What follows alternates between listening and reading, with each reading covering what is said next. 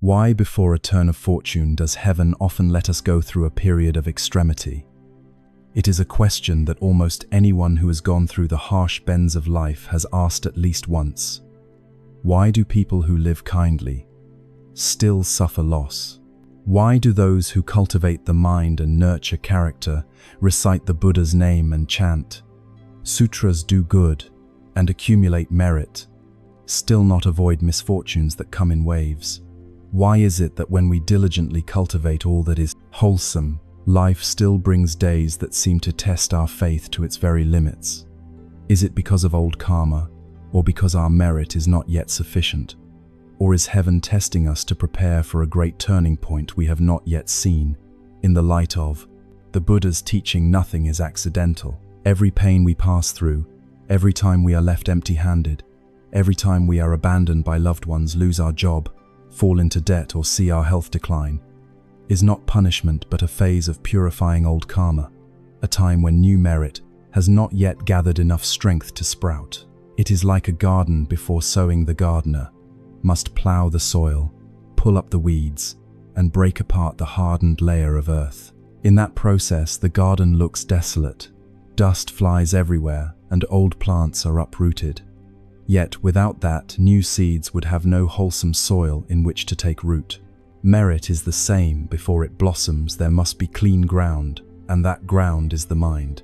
After passing through the deepest suffering, there are those who have stood at the edge of despair, who lost all status, were scorned by the world, and sat in the darkness of utter deadlock. But when they kept a heart that did not resent, did not give up, continued to recite the Buddha's name, and continued to do good in silence, a strange light gradually began to kindle in their lives.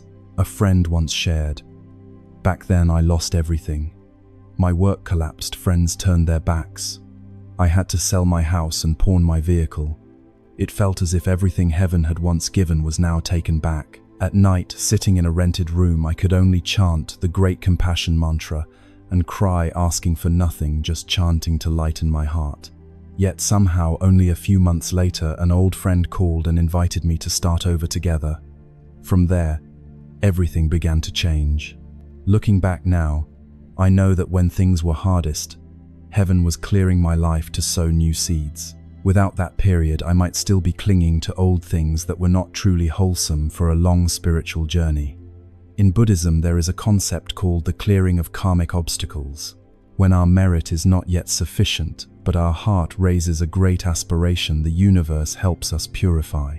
That purification sometimes arrives in the form of loss being cut down from a high place, wealth disappearing, friends drifting away. What matters is not what is taken away, but whether our mind can remain clear and whether we can keep faith amid the trial. The Buddha teaches that when karma bears fruit, if we receive it with joy and without blaming heaven or others, the bitter fruit becomes much lighter.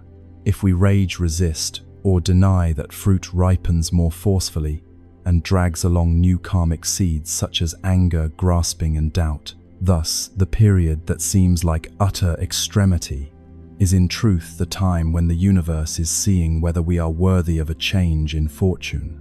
Some people become gentler because they have suffered, become more compassionate because they have been empty-handed, and stop their anger because of pain. These are the people who, when blessings later arrive, can keep them. They are not blinded by glory and do not let wealth pull them away from the path. Others, when fortune comes before their mind is mature, quickly lose everything by their own hand. Therefore, the period of extremity is a time of spiritual tempering, a special retreat that heaven reserves for those on the verge of a great turning. Blessings do not come because we crave them. Blessings come when we are worthy. To be worthy, we sometimes must pass through poverty, loneliness, abandonment, and repeated failure, while still keeping a bright mind, maintaining faith in cause and effect, and steadily planting wholesome seeds each day. When the period of extremity has passed, one feels like a tree that has just come through a bitter winter and is now ready to welcome spring. Change begins from within. The mind no longer flares with anger. The eyes look on others with kindness. The mouth speaks wholesome words. The hands do good deeds, and the feet walk the right path. Then life will naturally turn with those steps. If today you are empty-handed, struggling and stuck, do not despair. This may not be an ending, but an invitation from the universe. Return within, cleanse your mind, learn to let go of the old, and renew yourself. The Buddha does not promise to give us everything, but shows us the path to be worthy of all that is good. That path always begins with acceptance, practice, transformation, and gratitude. Be grateful even for suffering, for it makes us humble and keeps us from arrogance. Be grateful even for losses, for they teach us to cherish what we have. Be grateful even to those who left, for they teach us inner steadiness. In a human life, blessing or misfortune does not last forever. Only causes remain. The causes we plant determine the fruits that come. The fortune we live today is the fruit of the causes we have created. If we wish to change our fortune, do not chase luck. Plant wholesome causes. If you are in extremity now, believe that this is when the seeds of merit are being sown in the soil of your life. In the end, after extremity comes serenity. After storms comes gentle sunlight. After days when it felt like everything was lost, come days of beginning anew, with more mindfulness, lightness, and stability than before. A human life can be just a long breath between two awakenings. When we are at the height of everything, we may not recognize that its root is a cause once planted. When we fall to the very bottom of loss, pain, and deadlock, we should not be quick to resent life. It may be that this very moment of extremity is the first seed of a new fortune being nurtured. Blessing or misfortune is not a gift handed out at random by some unseen force. It is the precise result of what we have thought, said, and done. Every thought that arises in the mind, whether wholesome or unwholesome, creates a wave of energy that one day returns to us, either in the form of an unexpected opportunity or in the form of an unforeseen adversity. Therefore, when a seeker understands cause and effect deeply, they no longer ask, "Why am I suffering?" They look within and ask, "What have I planted that my fruit is ripening like this today?" What is extremity? It is when no one remains by your side, when everything seems to collapse, when your job, loved ones, health, honor, and money are taken away, all the supports you once relied on. It is when you fall to the lowest level of life, your heart hollow, your tears dried up, and even your faith worn thin. But you know it is precisely at those times that life begins to teach us the most important lesson. When there is nothing left to cling to, we are compelled to turn inward. Blessings cannot grow on soil littered with the refuse of arrogance, greed and anger, laziness and resentment. Blessings arise only when the heart is empty enough to receive the light again. Just as the earth must be deeply plowed and harrowed clean before wholesome seeds can be planted. There is an old saying, "After the utmost hardship comes sweetness." But no one says clearly that when hardship ends, sweetness is guaranteed to return. If we do not learn from extreme suffering, our fortune may not change, and if we do not transform the mind amid adversity, a turn of fate is uncertain. Therefore, if you are in a period of being empty-handed, pause a little, do not thrash about. Breathe and look back at your life. Look at how you lived in years past, with whom you lived, how you lived, what you have taken from life, and what you have given back. Do not worry so much about the future that you forget to examine your actions, intentions, and way of living today. Destiny does not change by itself. If the old causes keep being repeated, you cannot expect life to turn the page. If each day you still think the same, speak the same, act the same, if you still flare up when someone insults, you still hold grudges, when someone betrays, you still act selfishly, when someone needs help, then you are continuing to sow old seeds in the same old soil. The fruit will be just as old, except that next time it may be even more severe. Therefore, the first thing to change is the cause. Change the causes in thought, in speech, in action, and in how you perceive life. When something sorrowful happens, instead of blaming, turn back and question yourself. When you meet a difficult person, instead of reacting, see it as an opportunity to practice. When things are taken away, regard it as being relieved of a burden. When what you clung to is gone, that is also the moment you are set free for yourself. In life, there are periods when those around us cannot understand us. and sometimes we do not understand ourselves. But if you trust the law of cause and effect and believe that everything has conditions, then walk firmly and quietly sow each new seed. One recitation of the Buddha's name before sleep, a short sutra after waking, a kind word for someone who is weary, a small good deed even if no one knows. These things are as small as dust, yet when accumulated they can change the destiny of a lifetime. Do not underestimate the power of a single day lived mindfully. Do not belittle the merit of a wholesome heart. Do not think you are acting in vain. Heaven and earth always see cause and effect. Always remember, blessings always arrive at the right time, not when we want them, but when we are ready in stillness, generosity, forbearance, endurance, and maturity, so that we will not destroy them when blessings come. So if you are in the darkest period of your life, do not run. Stay there like a sower, waiting for the season to come. Do not be impatient to reap when the seed has not yet taken root. Do not, because life pushes you, frantically scramble to climb out. Turn inward, see yourself clearly, and plant each new seed. Let each day be one step home. Each recitation of the Buddha's name is a step out of the deep pit of karma. Each act of patience, forgiveness, and letting go brings you closer to a new fortune already waiting. There is something wondrous when you truly change. The universe immediately moves to rearrange your life.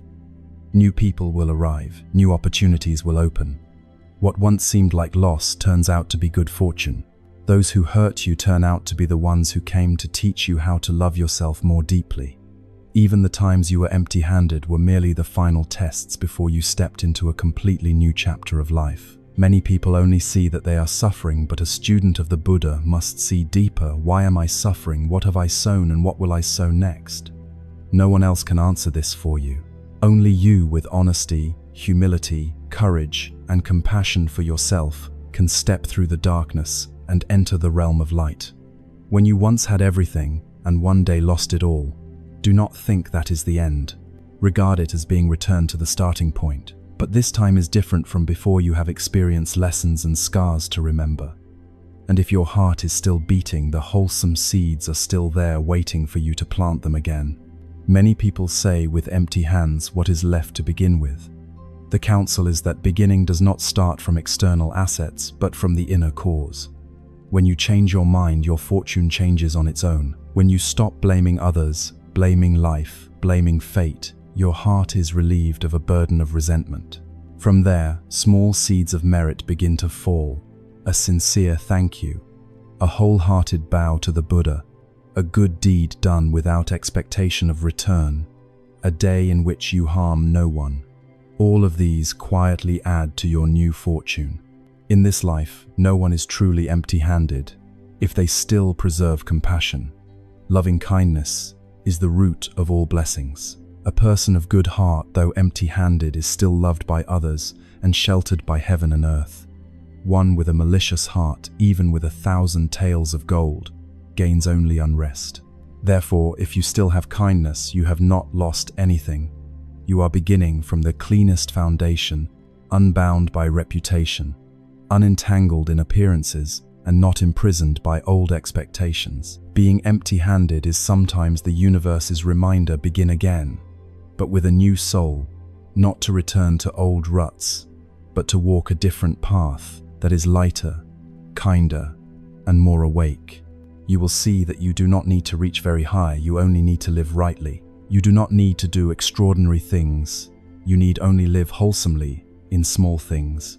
A smile when another is suffering, a non-judgmental glance, a vegetarian meal cooked with sincerity, a recitation of the Buddha's name with a pure heart, patience when misunderstood, a single act of forgiveness, even when you have the right to contend.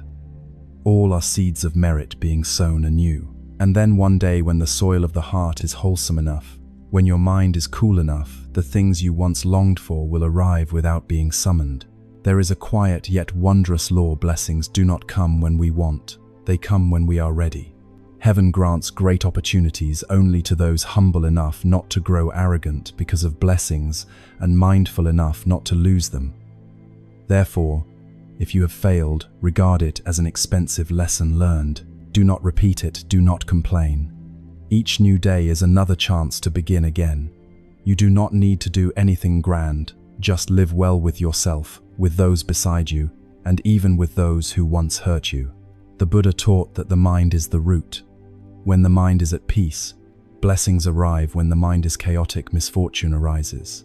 A practitioner does not need to fight suffering, only to recognize its smile and walk through it with a right and mindful heart. Then you will see that the days that once hurt are now days that illuminate a part of your consciousness. Those who once made you cry become your teachers in the practice of patience. The losses become opportunities to lighten your load and keep walking. Nothing in life is meaningless. It is only that we are not yet clear enough to understand it. No season is ever too late to change one's fortune.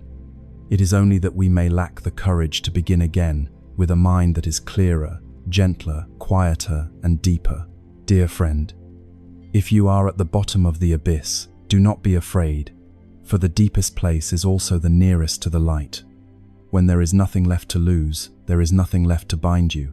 Rise to your feet, slowly yet steadily, each step taken with mindfulness, each deed with kindness, each day with a grateful heart. In this way, your fortune will turn, blessings will return, and life will grow bright. When you have nothing left, it is not the moment you have lost everything.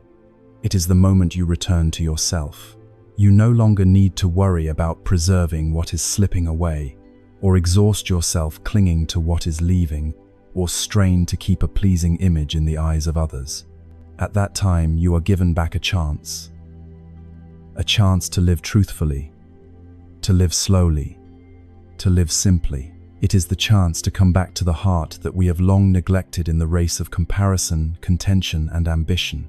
In that very moment, you begin to see who truly loves you, what is worth keeping, what must be released, and where the root of every breakdown lies. Losing money is not as frightening as losing the heart. A person who is empty-handed is not necessarily poor if they still trust themselves and believe deeply in the law of cause and effect. When old karma is paid off and the outer glories fall away, the inner light has a chance to shine forth. Adversity is a test, loss is an examination, and being empty-handed is the time when heaven is filtering. Those who are truly humble will rise again with their 2 hands and a steady heart. Those who still cling to anger, pride, and rivalry will sink deeper into resentment and blame.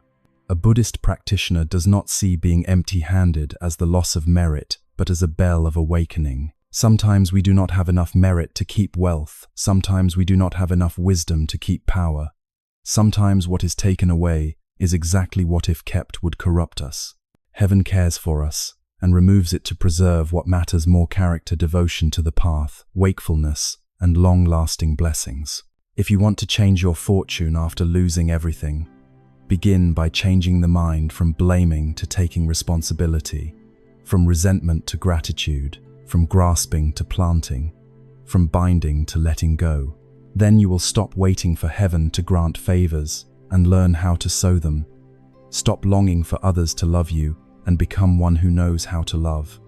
Stop craving help and learn to go and help others. There is a quiet truth. Blessings do not arise from noisy displays. They arise from small good deeds done in silence with a wholesome heart.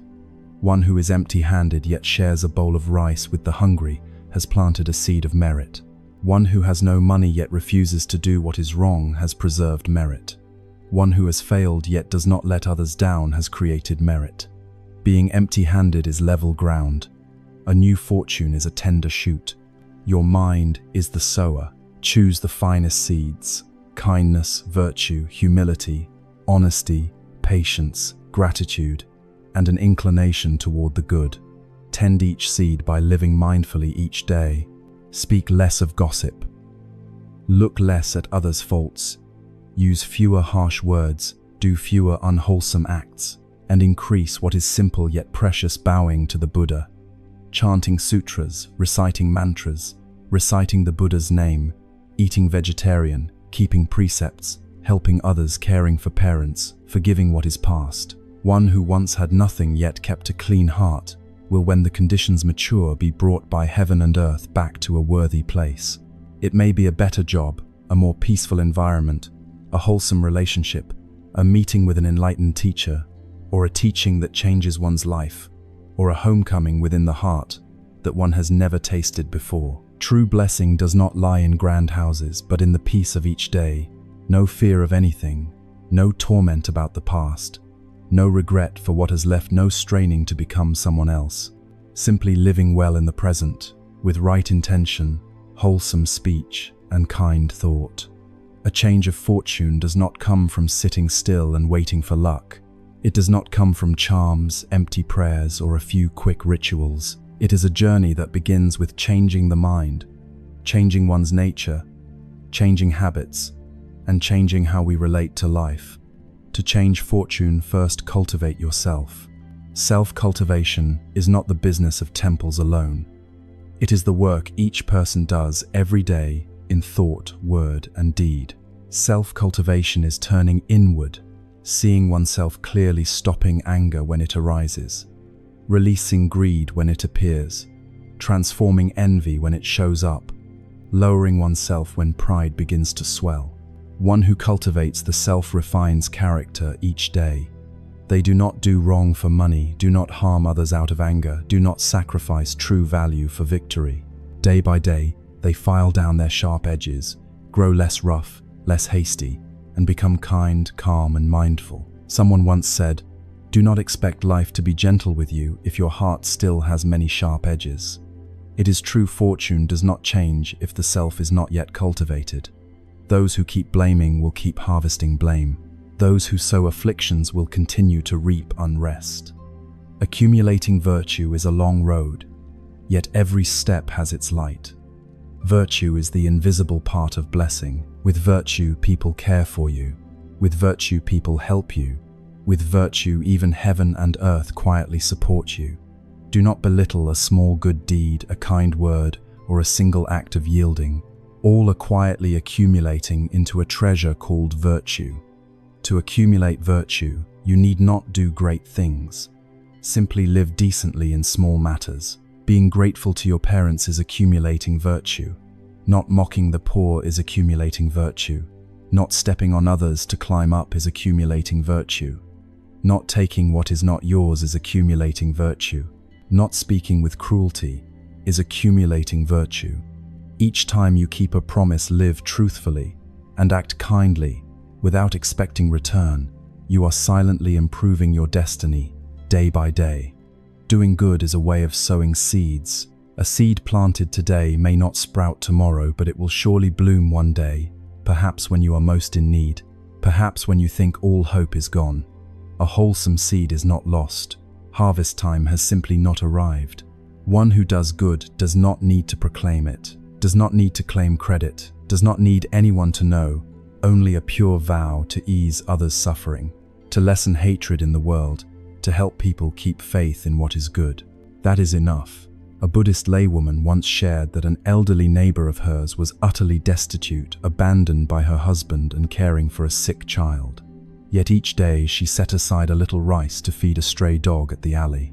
Whenever someone visited, she would still try to boil tea to offer, even if only a small cup. When going to the temple with no money for offerings, she would sweep the yard and wipe the seats for others. At first people pitied her, but later they began to see her life change. The child recovered, kind people appeared to help, her vegetables sold well, and strangely, whenever danger arose, strangers stepped in to save her. People said she had unseen blessings, which may be true. Yet more deeply, she did good without asking for anything, and heaven and earth took note. Transforming karma is the natural result of self-cultivation, accumulating virtue and doing good. Karma is not something fixed, nor is it a death sentence. Karma is the result of a chain of unwholesome actions in the past. And since it is a result, it can be transformed if we change the causes we are planting now. A person who once lied can transform karma by keeping right speech, living honestly, and helping others in wholesome ways. A person who once took life can transform karma by adopting a vegetarian diet, releasing living beings, and dwelling fully in loving kindness. A person who once was greedy can transform karma by practicing generosity, living simply, and refusing to take unfair advantage. A person who once was angry can transform karma by cultivating patience, learning to forgive, and not reacting to adversity. No karma is beyond transformation if the heart has truly resolved to change, and no fortune is beyond renewal if we live wholesomely long enough, deep enough, and steadfastly enough. In one human life, blessing or misfortune does not last forever. Only causes endure. Whatever causes we are sowing will bring their fruit. The fortune we are living is the fruit of the causes we have created. If you want to change your fortune, do not chase luck. Plant wholesome causes again. And if you are in extremity, trust that this is when the seeds of merit are being sown in the soil.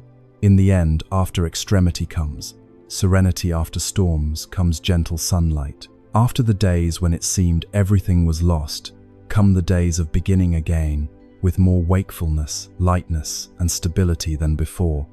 A change of fortune does not come from sitting still and waiting for luck. It does not come from a charm, from empty prayers, or from a few quick rituals. It is a journey that begins with changing the mind, changing one's character, changing habits, and changing how we relate to life. To change fortune, first cultivate yourself. Self-cultivation is not the business of temples alone. It is the work each person does every day, in every thought, word, and deed. Self-cultivation is turning inward. See yourself clearly, see anger and know to stop. See greed and know to let go. See envy and know to transform it. See pride and know to lower yourself. One who cultivates the self refines character day by day, not doing wrong for money, not hurting others out of anger, not sacrificing true worth for victory. Each day a little more we file down our sharp edges, become less coarse, less hasty, and more gentle, calm, and mindful. Accumulating virtue is a long road, yet every step has its light. Virtue is the invisible part of blessing. With virtue, people care for you. With virtue, people help you. With virtue, even heaven and earth quietly support you. Do not belittle a small good deed, a kind word, a single act of yielding. All are quietly accumulating into a treasure called moral virtue. To accumulate virtue, you need not do great things. Simply live decently in small matters. Being grateful to your parents is accumulating virtue. Not mocking those in hardship is accumulating virtue. Not stepping on others to climb up is accumulating virtue. Not taking what is not yours is accumulating virtue. Not speaking with cruelty is accumulating virtue. Each time you keep a promise live, truthfully, and act kindly, without expecting return, you are quietly improving your destiny day by day. Doing good is a way of sowing seeds. A seed planted today may not sprout tomorrow, but it will certainly bloom one day, perhaps when you are most in need, perhaps when you think hope is gone. A wholesome seed is not lost. Harvest time has simply not arrived. One who does good does not need to proclaim it, does not need to claim credit, does not need anyone to know. It is enough to hold a pure vow, to ease others' suffering, to lessen hatred in the world, and to help people keep faith in what is good. A Buddhist laywoman once shared this story. Her elderly neighbor was utterly destitute years ago, abandoned by her husband and with a sick child. Yet each day she set aside a little rice to feed a stray dog at the alley. Whenever someone visited, she would still try to boil tea to offer, even if only a small cup. When she went to the temple with no money to donate, she simply swept the yard and wiped the seats for everyone. At first, people pitied her, but later they began to see her life change. The child recovered, kind people appeared to help, her vegetables sold well.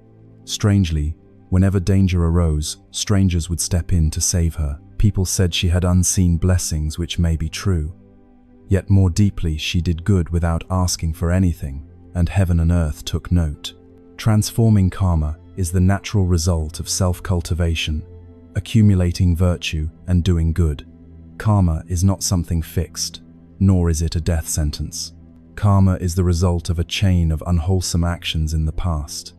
Since it is a result, it can be transformed if we change the causes we are planting now. A person who once lied can transform karma by keeping right speech, living honestly, and helping others in wholesome ways. A person who once took life can transform karma by adopting a vegetarian diet, releasing living beings, and dwelling fully in loving kindness. A person who once was greedy can transform karma by practicing generosity, living simply, and refusing to take unfair advantage. A person who once was angry can transform karma by cultivating patience, learning to forgive, and not reacting to adversity. No karma is beyond transformation if the heart has truly resolved to change, and no fortune is beyond renewal if we live wholesomely long enough, deep enough, and steadfastly enough. Among all methods of transforming karma, there is one that is simple yet profoundly wondrous: reciting the Buddha's name. Recitation is not only for seeking rebirth in the Pure Land. It is a way to keep the mind pure, reorient the inner life, and transform negative energies that arise moment by moment. Whenever the mind is turbulent, remember to recite the Buddha's name. Whenever anger arises, remember to recite. Whenever you feel weak, confused, or disappointed, return to the Buddha's name. Each syllable is like a small lamp, guiding the heart back to itself. When you recite the Buddha's name, you are connecting with a field of pure energy. You are inviting the light of compassion, wisdom, and wakefulness to fill the mind. When the mind is bright enough, where can darkness hide, and where can karma take shelter? But recitation alone is not enough. You must know how to dedicate merit. Dedication is the final step, yet it is of the highest importance if we do not want our merit to be lost. Just as someone who earns wealth must know how to keep it, otherwise it will blow away with the wind. Dedication is sharing the merit just created, even if small, with all beings, with parents and ancestors, with those to whom we owe karmic debts, with all who are suffering, and vowing to connect that merit with the path of liberation. In this way, merit is not diminished, but multiplied many times over. After each session of chanting, reciting the Buddha's name, or doing good deeds, do not forget to dedicate. Dedicate so blessings endure. Dedicate so heavy karma is gently resolved. Dedicate so your path of practice is blessed by the Buddhas and protected by the good deities. If you wish not to create new karma, learn to live in accord with conditions and free of craving. To live in accord with conditions is to flow with the natural course of things. Do not force, do not compete. To be free of craving is to give your whole heart to the work, yet not cling to the result. The more tightly you grasp, the easier it is to lose, and the more you crave, the more the mind is agitated. Simply live rightly, and heaven and earth will arrange the rest. To live in accord with conditions: when you meet those who love you, cherish them. When you meet those who dislike you, do not be angry. When opportunity comes, do your utmost. When nothing remains, be at ease. Live each day like a lotus in the sunlight without demanding that anyone admire it. One who lives in accord with conditions and without craving is not someone who gives up, but one who strives wholeheartedly in the present and then releases the outcome to cause and effect, understanding that when the cause is right, fruit will arrive on its own. No need to hurry, no need to force, no need to measure gains and losses. Changing one's fortune is a quiet yet wondrous journey, and anyone can change their fortune if they are brave enough to change themselves. Do not ask why heaven lets you be left empty-handed. Ask what you have done to accumulate blessings again from zero, and you will realize being empty-handed has never been the end. It is only the starting point of a new journey, the journey back to light, loving kindness, and wisdom. Then one day when you look back, you will be grateful for the hardships, because thanks to them you came to know how strong you are. Thanks to them you learned to live more virtuously, and thanks to them you truly changed your fortune with your own sincere heart.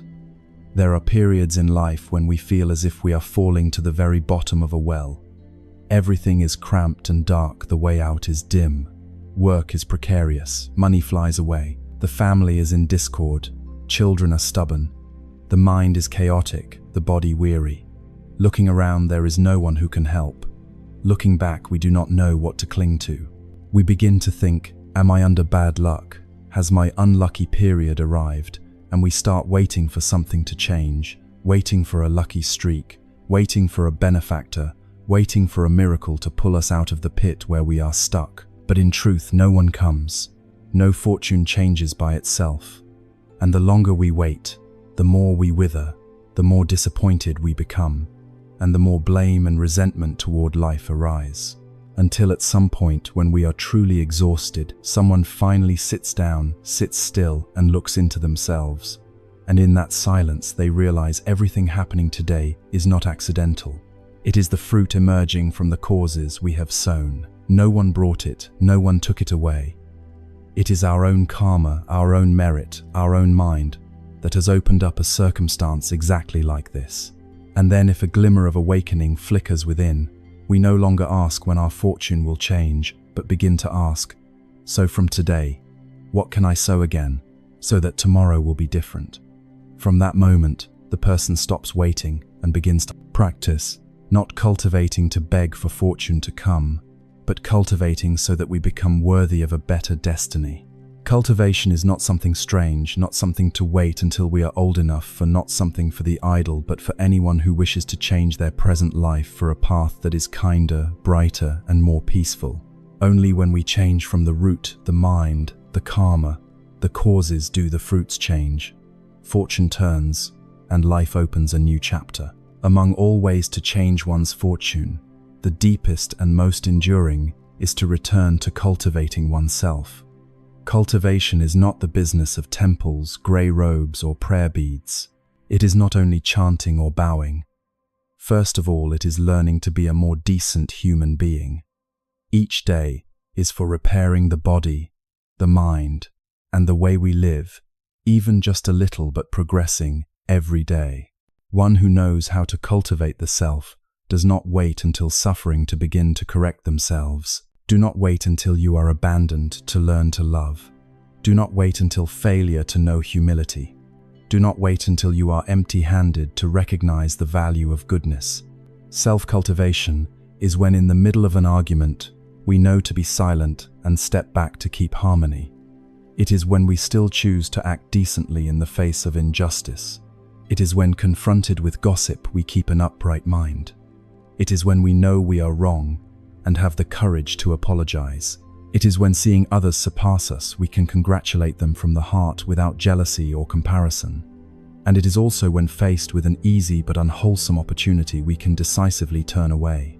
Self-cultivation is learning to temper the ego, to speak fewer hurtful words, to live less indulgently, to reduce the habits that tire body and mind. Those who indulge their desires will lose even the blessings they have. Those who live with restraint and train themselves in discipline and ethics will, even when empty-handed, gradually change their fortune. There is an old saying, cultivate the self, regulate, the family govern, the state bring peace to the world. If you wish for a harmonious household, worthy children, and a smooth career, you must first cultivate yourself. One who can set many hearts at ease is one who has tamed oneself. One who knows how to discipline body, speech, and mind has begun to hold the key to destiny. One whose bodily karma is upright, working without deceit, without exploitation, without scheming to harm others, will naturally attract enduring opportunities and decent people. One whose verbal karma is pure words like a stream, not stabbing, not sowing hatred, not judging others behind their backs, will naturally be supported by benefactors and trusted by colleagues. One whose mental karma is wholesome, always wishing good for others, always compassionate, always humble. Even if their fortune has not yet changed, their blessings are quietly weaving thread by thread, waiting for the right conditions to blossom. Self-cultivation is sowing causes for the future, loosening the karmic cords with which we have bound ourselves for years, and gathering a new energy that is pure, strong, and steady to lift ourselves step by step out of the quagmire's misfortune. Bad fortune does not come from nowhere. It comes from the days we lived, resigned, indulgent, unmindful, and driven by instinct. But good fortune does not fall from the sky either. It comes from the days we live deeply, know ourselves, know how to correct ourselves, and live more kindly and responsibly little by little. Self-cultivation is the foundation, the first step, the root of every lasting transformation. If you do not know where to begin, begin by cultivating yourself. There is no need to wait until fortune changes. The very moment you cultivate your fortune has already begun to change. In life, there are those who do not ask for anything. Grand do not make many pilgrimages, do not chant many times, yet their lives go smoothly. Their loved ones are safe, their children turn out well, their work is not fabulously wealthy but sufficient and serene. Outsiders may see nothing remarkable, but with deeper eyes one sees this: they are living by virtue. Virtue cannot be measured by money weighed by offerings or displayed by outward appearance. Virtue is the wholesome aura. A person radiates the goodness they live each day, the kind deeds they do, without needing anyone to know, the gentle words they keep, when others have already flared up the right actions they choose, even knowing they will not benefit themselves. In that very way, one person accumulates virtue by yielding opportunities to others.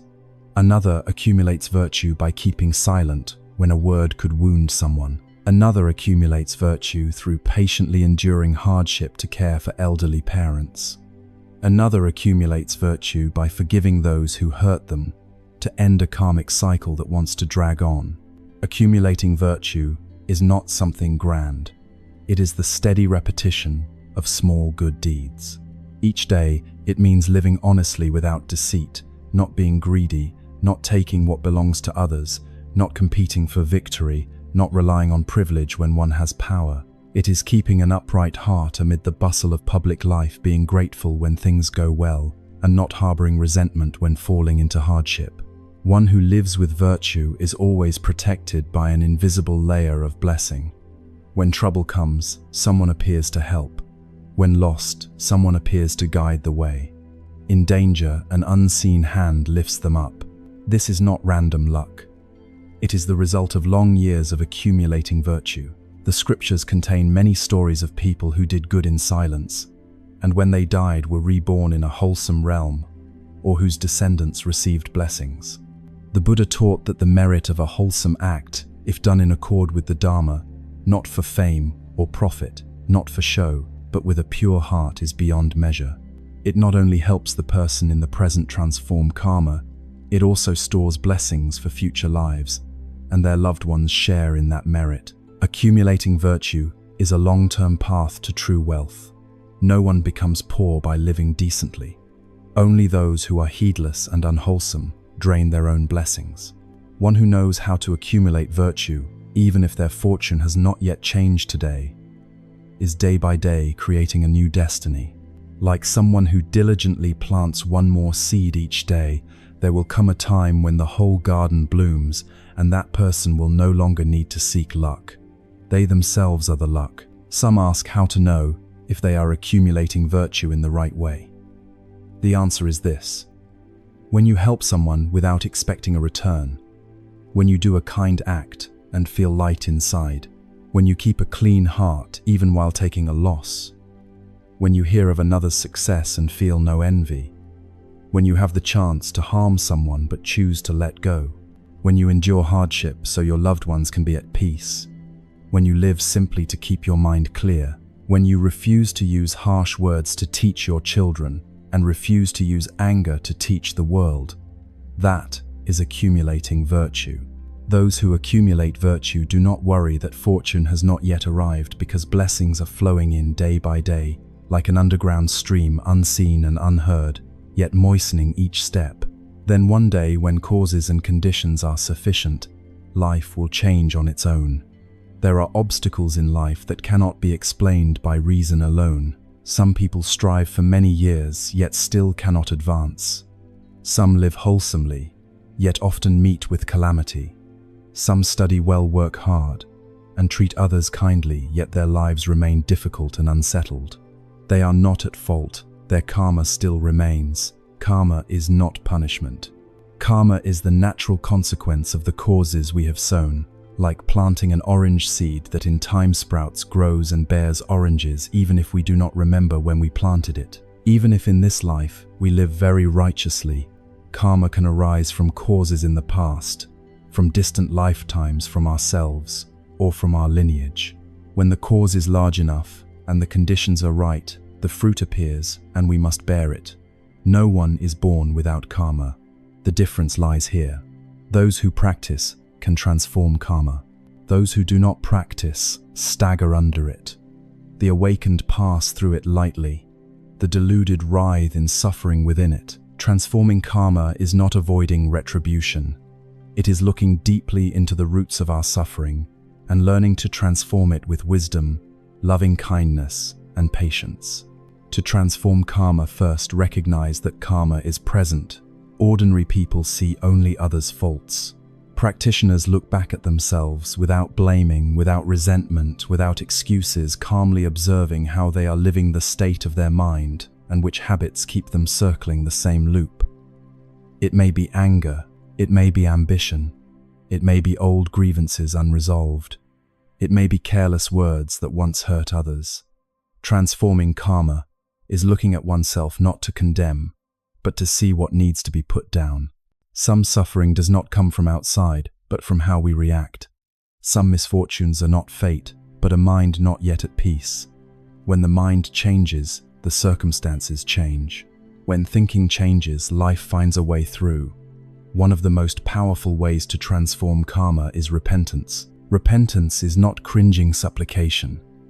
It is sincere contrition from the depths of the heart, a clear look at what we have thought, said, and done wrongly together, with a vow not to repeat it. Each sincere act of repentance washes an old karma clean. Each time we let go of a bad habit, we stop a new karma from forming. Each time a wholesome intention arises, a new seed is sown in our own field of merit. Transforming karma requires patience. Since karma does not arise in a day, it cannot be transformed in an instant. Some practice for a month and feel lighter. Some must practice for years before karma eases. If we persist, surely a day will come when light appears behind the thick clouds. When karma surges, practice more deeply. When life is tangled, live more slowly. When the mind is scattered, return to the breath and recite the Buddha's name. Each time we turn inward, agitation lessens. Each time we grow more loving and more patient, karma is transformed by the energy of compassion. Some ask how to know when they have transformed karma. There is no need to ask anyone. Observe your life. When your mind is more peaceful than before, when you react less than before, when you can smile at unreasonable behavior, when you can be gentle in the face of life's twists, when you can put down what cannot be held, these are clear signs that karma has been transformed. One who knows how to transform karma takes charge of their life. They do not chase external conditions or let circumstances drag them along. They know that while life can be hard, the mind need not be miserable. Karma may arrive, but it need not be born in anguish. Practice is the way to resolve it. Wakefulness is the path through it. Loving kindness is the boat that carries us to the shore of peace. Karma is not a distant topic, and we do not need to wait for extreme suffering to begin. In every thought, deed, and word, we are creating karma. From those very small things, we can also transform karma by choosing to live wholesomely, to speak kindly, to do good regularly, to keep the mind pure, and to keep sowing good causes each day. There are people who live quietly all their lives, without show, without lofty words, without much money to donate or large acts of charity, yet they are blessed. Their blessings do not lie in wealth, fame, or high status, but in the heart. It is a kind heart, a life that harms no one, and hands always ready to help. When they can, they do not live to outdo others, yet they never live beneath their own conscience. They are practicing goodness in the simplest and deepest way. Doing good does not mean only great deeds count as good. Sometimes it is a compassionate look, a word that avoids wounding another, a moment of yielding when you could press for advantage, a hand held when someone is in pain. Sometimes it is timely silence. Sometimes it is letting go of an old grudge. Sometimes it is forgiving someone not because they deserve it, but because you deserve peace. These things seem small, yet they are wholesome seeds blooming within your own heart. In Buddhism, doing good is not only about doing what is beneficial, but also about stopping what is harmful. It means not only helping others, but also refraining from actions, words, or thoughts that cause suffering to anyone. Many people think they do not have the means to practice goodness, yet each person can begin right where they are. If you do not have money to use kind words to encourage someone, if you do not have time for big deeds, spend 1 minute each day praying for peace for someone who is suffering. If you cannot help others materially, then at least do not sow hurtful speech. That too is a way of saving others. Goodness is not something to display. It is something to safeguard in the heart. Like a cool breeze, wherever it goes, it brings relief. A person with a kind heart is welcomed wherever they go and supported in what they do because they are planting wholesome causes. When the causes are sufficient, the fruits will arrive. They may come early or late, yet they will surely come. Doing good is also a way to soften karmic forces. Some heavy karma cannot be erased at once, but it can be made lighter, like a cup of salty water that becomes less salty as you add more fresh water. When we plant many wholesome deeds, the energy of those good actions gradually balances the unwholesome energy of old karma. This is not running from retribution. It is transforming it with the light of compassion. There are moving stories of people whose lives changed through a single wholesome practice. A poor driver placed a bottle of water each day on an unmarked roadside grave, praying that the departed would find release. Not long after, his fortune turned. Good people helped him. His work stabilized. His children grew gentle and well-behaved. Someone else refused to abandon a stray dog, and years later, in a moment of danger, was saved in the most critical circumstances. Reason alone cannot explain such things, but the law of cause and effect understands them well. There are also those who, even in their hardest times, still choose to do good. It may be delivering a meal to a lonely elder. It may be sheltering a homeless child. It may be keeping the heart free of anger when scolded unjustly. From these acts that seem small, blessings begin to sprout and fortune begins to turn. Suffering eases like a cool wind after a season of drought. Doing good is a way to widen the field of blessings and affinities. When you do something wholesome, you not only help others, you also help yourself create a circle of positive energy. That circle spreads outward, touching people you never expected touching, even unseen karmic forces. New doors open, new opportunities appear, and new good people step into your life. There is no need to chase or beg. Simply keep living wholesomely and let the universe bring what is due. Doing good does not have to wait for abundance or wealth. It means that in the very days of hardship, you still keep a mind that does not harm, does not rage, does not resent. You are already planting wholesome karma. Whoever can keep such a mind will surely see karma grow lighter, blessings grow stronger, and life gradually shift in a good direction. Doing good does more than change destiny. It changes how we live, how we see others, and how we pass through life's storms. One who is quick to resent becomes one who understands. One who was suspicious becomes one who is open. One who was anxious becomes someone with light in their eyes. No teacher can force this transformation. Only a wholesome life can truly bring it about. There are times when we do not know what to hold on to. In the midst of inner turmoil, the mind can feel like a roofless house. When the wind rises, we grow cold. When the rain falls, we are soaked. Worries, sorrows, anger, and blame crowd in all at once until we feel exhausted and ready to give up. In such moments, if you can utter the words, Namo Amitabha Buddha, that very phrase will shelter the mind, will be a lamp in the night, and will be the boat that carries you through the waves. Reciting the Buddha's name is not for gaining money or fame. It is for keeping the mind from falling into darkness. It is not superstition. It is an inner method of transformation taught by the Buddha and the patriarchs from ancient times. Each recitation of the Buddha's name is a current of wholesome energy. One recitation plants one wholesome seed. Many recitations wash away layers of karmic dust from the mind. Many people wait for perfect quiet for enough time for sufficient practice before they begin to recite. A sincere student of the Buddha understands that every moment of inner unrest and every unwholesome thought that arises is the very moment to recite the Buddha's name. You do not have to wait for night, and you do not have to be in a temple. You can recite while washing dishes, sitting in a vehicle, cooking, or cleaning the house. Recite aloud or silently in the heart. Both bring merit. Reciting gathers the mind into one point. When the mind gathers wandering, thoughts have no place to enter. Those who worry much will gradually find peace. Those who anger easily will gradually soften. Those who envy will feel their hearts grow lighter. The light in the Buddha's name is the light of compassion, wisdom, and purity. When the mind is watered by that light, the inner shadows naturally recede. Some say, "I have recited for so long and nothing has changed." They do not realize that transformation is already happening in silence. As you pour water into a cup one drop at a time, it will one day be full. As you light a small lamp, its glow spreads through a dark room. The Buddha's name works in the same way.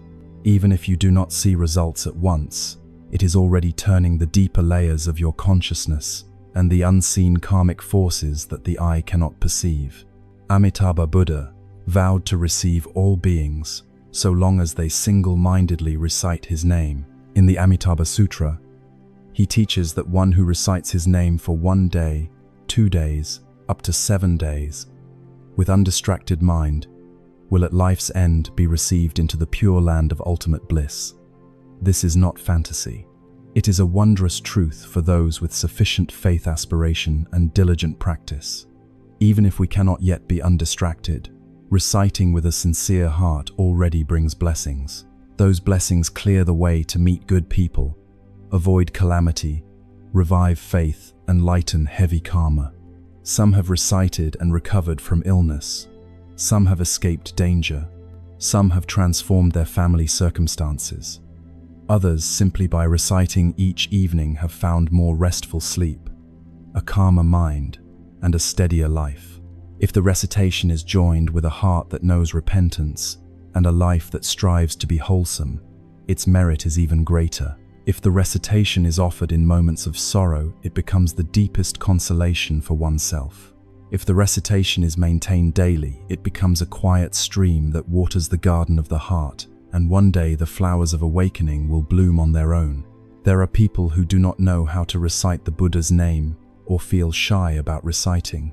Yet when life drives them into pains that cannot be named, when there is nothing left to cling to, a single recitation of the Buddha's name can open a path to the light. From that point, they understand that no one comes to the Buddha by accident, and no one who keeps the Buddha's name on their lips goes unnoticed by the Buddha. From there, many begin to practice. There is no need to do anything grand. Each morning before work, recite a few dozen times. Each night before sleep, recite a few 100 times. When sadness arises, recite silently in the heart. When anger flares, take a deep breath, then recite. Gradually the mind settles. Gradually it softens, and blessings begin to appear. Even if nothing outside has changed, the person has already changed their fortune from within. By planting the affinity of daily recitation, they are also planting the affinity for the Pure Land in the life to come. Those who often recite Amitabha Buddha when life ends will be received by the Buddha's light. There is no more delusion, no more fear, no sinking in pain, but a lightness and freedom like a petal falling back to the Buddha's land. It is a safe path that anyone who is awake should prepare for themselves. Even now there are people who do many good deeds, yet blessings do not ripen. Some chant sutras, recite the Buddha's name, give to charity, and make offerings. Yet life remains full of trials, the mind remains unsettled, and the family does not turn out as hoped. This is not because these actions lack merit. It is because after creating merit, they have forgotten something important: dedication of merit. Dedication is a wondrous practice that the Buddhas and patriarchs emphasize in the scriptures. If we do not dedicate properly, the merit can be consumed by attachment, by pride, by restless fantasies, or by unwholesome thoughts. It is like cooking good rice, but not knowing how to set the tray. So although the rice is done, no one can eat. Dedication is the final arranging of the tray, so that merit is generated and preserved where it needs to go. Put simply, dedication means sharing the wholesome things we have done with all beings, and vowing that the blessings will not feed our ego, will not be depleted for our own sake, but will be transformed into long-lasting, wholesome affinities for ourselves, our families and loved ones, and for all beings in the Dharma realm. When we dedicate, our mind opens, and when the mind opens, blessings are no longer limited. That merit is no longer a leaking blessing, kept only for ourselves. It becomes immeasurable blessing that can transform karma, weave wholesome affinities, and guide future awakening. Some ask why dedication helps preserve blessings. If you do not dedicate, the blessings remain only at the level of the present and can be easily lost when unwholesome thoughts arise. For example, you make offerings to the triple gem, then, afterwards you look down on others or cling to the idea that you have done more than they have. The merit is reduced. If you dedicate with humility, with gratitude to the triple gem, and with the vow that this merit will help you loosen attachment and grow in wakefulness, the blessings are not diminished but deepen and accumulate. A simple yet very effective way to dedicate is this. After each period of chanting, after each session of reciting the Buddha's name, after every good deed, great or small, bring up this intention: I dedicate this merit to all beings everywhere. I vow through all lives to meet the Buddha, hear the Dharma practice, the path, avoid evil destinies, and swiftly realize awakening. A short passage like this is enough to keep the merit from leaking away, from being wasted on idle thinking, and from being worn down by unwholesome conditions. There are people who, by a single sincere dedication, have changed the karma of a lifetime. Some dedicate for their parents, and the household becomes peaceful. Parents' karma lightens, and children grow gentle. Some dedicate to their karmic creditors, and long-standing resentments are resolved. Some dedicate for all beings, and their own mind grows tranquil. So wherever they go, they are loved and supported in wholesome endeavors. There are also people who, simply because they forget to dedicate, quietly drop their blessings day by day, and when misfortune arrives, they suppose it came from nowhere. The Buddha taught that merit is born from the mind and is also consumed because of the mind. Dedication keeps the mind aligned with the Dharma, directs merit to the right place, and links what we do today with the wholesome fruits of tomorrow. It is also how we lengthen the life of a blessing, so that a good deed today bears fruit for a long time, even across lifetimes. In particular, for those who recite the Buddha's name, if they dedicate each day, blessings increase, and the path to the Pure Land is prepared in advance. There are people who each evening, after reciting, sit with palms joined and dedicate, saying, "May this merit help me to repent, to let go, and to live wholesomely. If I am to remain in this life, grant me sufficient conditions to practice. If my life ends, may I be born in the Pure Land." A single sincere vow like this, repeated daily, will gradually form a firm spiritual field, linking us with the light of the Buddhas of the 10 directions, and eliciting their timely support and reception. Dedication does not need to be ornate. It only needs to be sincere. One may recite a dedication from the sutras, or dedicate in one's own words, as long as the heart holds one point: no craving, no comparison, no clinging. Some dedicate each time they help someone. Some dedicate whenever they escape a small accident. Some dedicate after each vegetarian meal, each period of chanting, each session of reciting, or whenever a wholesome thought arises. These things are small, but they preserve blessing, like keeping water in a vessel. 1 drop a day, and the jar will one day be full. If anyone feels, "I have done many good deeds, but my fortune has not changed," look again. Do you dedicate? Do you dedicate in accord with the Dharma? Do you dedicate without craving results? Do you dedicate for all beings or only for yourself? Once dedication is done correctly, blessings will ripen at the right time, heavy karma will be lightened, and destiny will shift in a wholesome direction. When a person begins to practice, they stop chasing events to force everything into their own design. They no longer see their desires as the truth, and they cease gripping what has reached its time to pass. They learn to live in accord with conditions, which is to adapt without abandoning responsibility. They still fulfill their duties in the world and still sow wholesome seeds. But they do not overcrave, knowing that the more one craves, the more one clings, and the more one suffers. Accord with conditions is not resignation. It is releasing attachment. When conditions arrive, we give our whole heart without delay. When conditions are not yet present, we do not worry or force. When conditions depart, we do not try to hold on or blame. One who lives in accord with conditions understands that everything arises from the harmony of causes and conditions. Every person we meet and every event we experience has deep causes and effects behind it. When conditions are sufficient, the flower blooms. When they are not yet sufficient, no forcing will make it so. Non-craving means not setting conditions for happiness, not demanding that life give us fullness, that others understand us completely, or that everything go exactly as we wish. Non-craving does not mean doing nothing. It means doing yet not expecting a return. Help others without needing their gratitude. Give without expecting repayment. Do good without waiting for praise. Reciting the Buddha's name, chanting sutras, and dedicating merit all arise from a sincere heart that does not scheme for reward. This is non-craving. Those who live in accord with conditions and without craving usually have a very light inner life. They do not judge excessively, do not jostle and scramble, do not grow angry when things fail to go their way, and do not panic when they lose something. They know that everything comes through conditions and departs through conditions. They do not live with a mind of winning and losing, are not dragged about by fame, do not let praise or blame tilt their hearts, and do not use injustice as an excuse to suffer.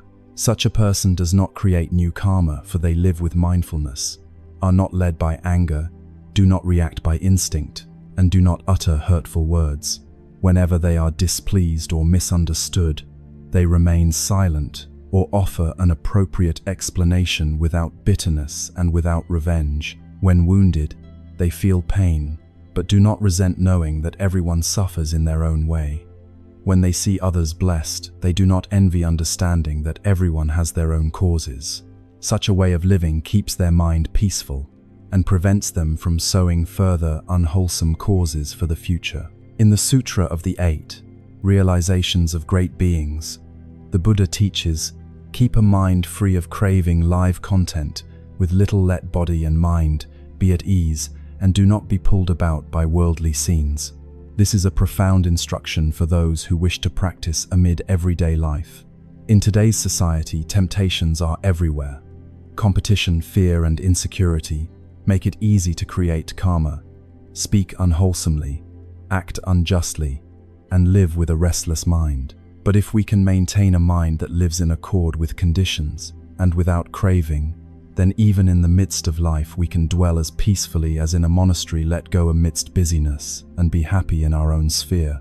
Some ask, how can one live like that? Must we become monastics? No, there is no need to leave the world, only to be awake in each small thing. Eat with mindfulness, speak with kindness, work wholeheartedly, and look at others with eyes of compassion. Do not nitpick, do not impose. When angry, know you are angry. When joyful, know to keep the mind from heedlessness. When encountering adversity, recognize that karma is ripening. When meeting a disagreeable person, recognize that conditions are testing you. And when you feel the urge to compete for something, sit down, breathe deeply, and ask your heart, do I still need this? The Buddha taught that one who lives in accord with conditions and without craving is accumulating great blessings. Each act of forbearance is one less act of creating karma. Each moment without anger preserves blessings.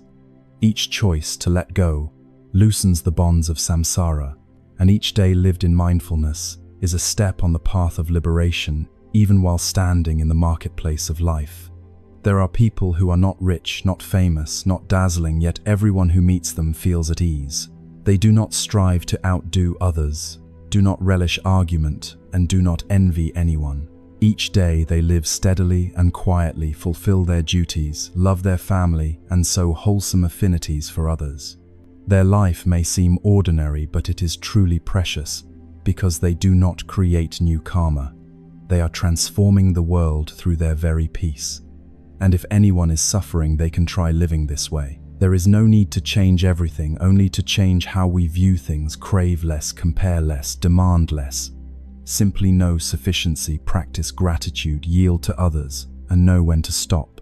Then blessings will return, fortune will turn, and the heart will be at peace.